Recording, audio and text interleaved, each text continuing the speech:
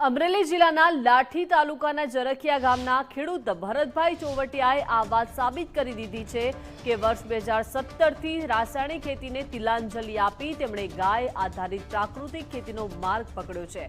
ભરતભાઈ પોતાની નાની ગૌશાળાના પશુઓના સહારે જ ખેતી કરે છે। રાસાયણિક ખાતર અને મોંઘી દવાઓના ખર્ચમાંથી મુક્તિ મેળવી તેમણે જમીનની ફળદ્રુપતામાં ધરખમ સુધારો કર્યો છે। આજે તેમના 1 એકરના ખેતરમાં સીતાફળ, જામફળ, દાડમ અને પપૈયા જેવા બાગાયતી પાકો લહેરાઈ રહ્યા છે। નવાઈની વાત તો એ છે કે તેમણે પોતાનો માલ વેચવા માર્કેટિંગ યાર્ડ જવું પડતું નથી। ગ્રાહકો સામેથી ચાલીને તેમના ખેતરે આવે છે અને તાજા તેમજ શુદ્ધ ફળોની સીધી જ ખરીદી કરે છે।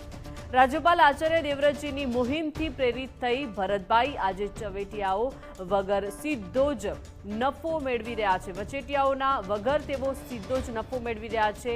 અન્ય ખેડૂતો માટે પણ આ મોડેલ આજે આશાનું કિરણ બન્યું છે। પ્રાકૃતિક ખેતી દ્વારા સ્વાસ્થ્યપ્રદ ઉત્પાદન અને આર્થિક સમૃદ્ધિ બંને શક્ય છે તે આ પ્રગતિશીલ ખેડૂતે સાબિત કરી બતાવ્યું છે। તો રાસાયણિક ખેતીમાં ખર્ચો થતો એની સામે આમાંય ખર્ચો તો થાય છે, પણ આપણી જમીન સુધરે, આપણા આરોગ્ય અને સ્વાસ્થ્ય માટે જે ખાવાની વસ્તુ પાકે એ જે આપણે અત્યારે ખતરો ઊભો છે એના માટે સ્વાસ્થ્ય માટે બહુ સારું છે। અને મારે ગૌશાળા છે, એમાં ગાયું અને વાછડી, બળદ એ બધી 10-11 એ બધી ગાયું ને એ બધું રાખું છું। અને રાસાયણિક ખેતી કરતા ત્યારે જે માલ અમારે વેચવા માર્કેટમાં આપણે માર્કેટ યાર્ડમાં લઈને જવું પડતું, અને અત્યારે ગાય આધારિત પ્રાકૃતિક ખેતીની શરૂઆત કરી તો અમારે ઘરે બેઠા આ બધી વસ્તુ જે વાવી લોકો ઘરેથી જ ખાવાનું બધા લઈ જાય અને ભાવ પણ સારા મળી રહેશે।